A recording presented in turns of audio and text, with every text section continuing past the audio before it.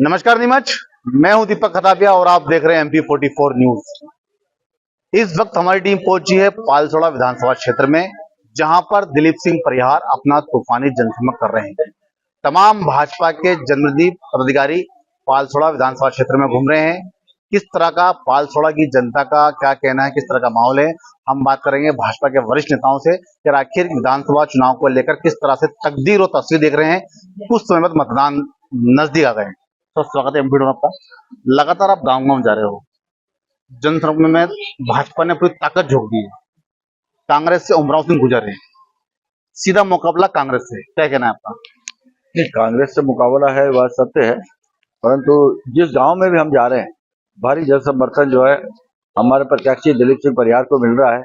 Bharatiya Janata party के जो विकास की नीति है उसको देख करके किसान से लेकर मजदूर से लेकर के और सभी लोग जो है अति प्रसन्न हैं। क्योंकि कारण क्या है कि भारतीय जनता पार्टी ने 2003 से के बाद अपने शासनकाल में चाहे इरिगेशन हो, चाहे वो सिंचाई का मामला हो, चाहे जो रोजगार का मामला हो और अन्य विकास कार्यों में, चाहे सड़क का हो, चाहे बिजली का हो, सब में इतनी प्रगति करी है कि इन 18 सालों में जो कांग्रेस जो पिछले 60 सालों में जितना काम नहीं कर सकी, उससे ज्यादा काम इन्होंने अपने 18 साल में किया है। इस कारण 18 साल के विकास गिना है। वहीं कांग्रेस का कहना है कि 20 साल भाजपा के मध्य प्रदेश में रहे, 12 महीने की कांग्रेस सरकार ने जो विकास किया है वो 18 साल की भाजपा सरकार नहीं कर पाई है, क्या कहना है?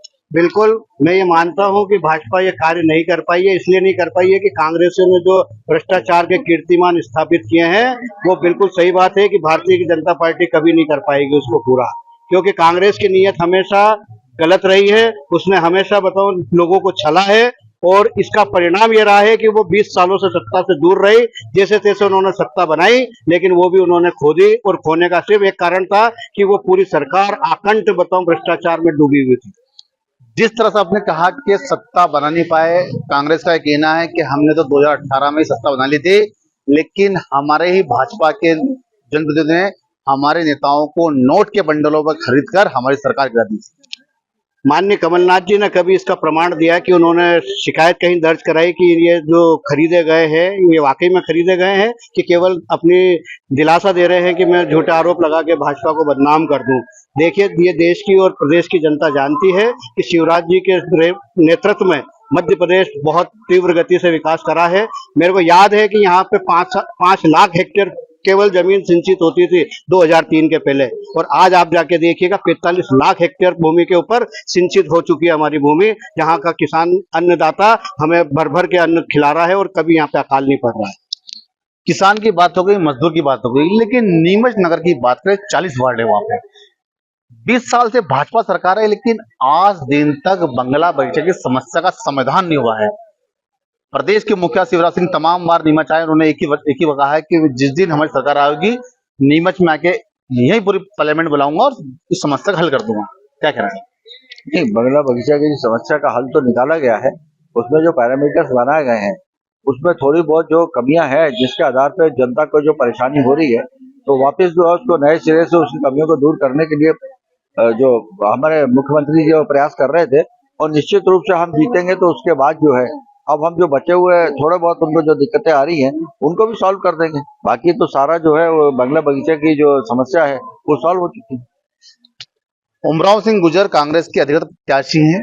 उनका साफ कहना है कि जो भाजपा के प्रत्याशी दिलीप सिंह परिहार वो माफिया तंत्र में घिरे हुए हैं, वो माफियाओं में घिरे हैं, नीमच की जमीनों पर उन्होंने कब्जा कर लिया है, क्या कहना है? कोई एक उदाहरण उन्होंने पेश किया।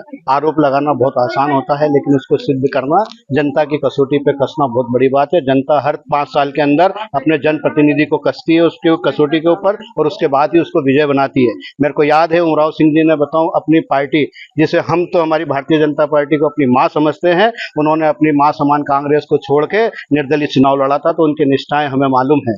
रही बात उनके भ्रष्टाचार की आरोप की बातें, ये सब गलत बातें हैं। जो खुद भ्रष्टाचार में दिन भर बताऊं उलझे रहे हैं, मंडी के व्यापारी जो मुंह पे कभी नहीं कहते हैं, लेकिन आप कभी अंदर से उनसे बात कीजिए, वो जानते हैं कि उनके भाइयों के द्वारा कितना भ्रष्टाचार किया गया है।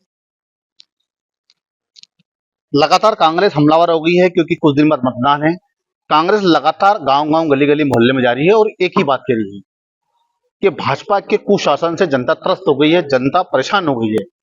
3 दिसंबर को ऐतिहासिक रिजल्ट आएगा कांग्रेस के पक्ष में। नहीं, यह वो ख्याली प्रभाव है उनके। बाकी 3 तारीख को स्थिति वास्तव में साफ हो जाएगी। और मेरा तो यह मानना है कि पिछली बार से ज्यादा मतों से जो है वो दिलीप सिंह परिहार चुनाव जीतेंगे, तो उनकी जो गलतफहमी है वो दूर हो जाएगी। एक आखिरी अंतिम सवाल, कुछ दिन पूर्व नीमच में पूर्व मुख्यमंत्री कमलनाथ की बड़ी सभा हुई थी, जिसमें उन्होंने मन से कहा कि प्रदेश चौपट मुखिया चौपट राजा शिवराज सिंह चौहान एक नटवर है, उनको फिल्मी कलाकार में काम करना चाहिए, उनके लिए मध्य प्रदेश नहीं है। देखिए 2003 के पहले 1993 से लेकर 2003 तक इस प्रदेश ने बंटा ढार का मुख्यमंत्री रूप के अंदर शिवराज जी को हम देख चुके, उसको दिग्विजय सिंह जी को देख चुके हैं। और उसके बाद अगर कोई सुशासन लाया है तो किसान का बेटा शिवराज जी ही इस प्रदेश के अंदर सूरज लाए हैं। आज आप देखिए कि पूरे प्रदेश के अंदर हर गली के अंदर सीसी रोड बन चुकी है, हर घर के अंदर नल आ चुका है, हर घर के अंदर बिजली आ चुकी है। इससे बढ़िया सुशासन कहाँ आएगा? लॉ एंड ऑर्डर की स्थिति देखिए, पहले प्रदेश दंगों के अंदर ग्रसित रहता था, आज एक भी दंगा नहीं हो सकता, क्योंकि हमारे कानून व्यवस्था इतनी मजबूत है कि किसी की हिम्मत नहीं होती है कि वो इस प्रदेश के अंदर दंगा करे। और अगर दंगा करने की कोशिश करता है या कोई षड्यंत्र एक आखिरी अंतिम सवाल, और लगातार कांग्रेस एक बात कह रही है कि दिलीप सिंह परिहार 2003 में चुनाव लड़े थे, उनको साइकिल थी, लेकिन आज बंगले और मोटरसाइकिल में घूम रहे हैं, इसको लेकर क्या कहना चाहेंगे? देखिए ये व्यक्तिगत सवाल होते हैं और इसके ऊपर व्यक्ति के जो डाटा है वो पूरे पब्लिक डोमेन में उपलब्ध रहता है।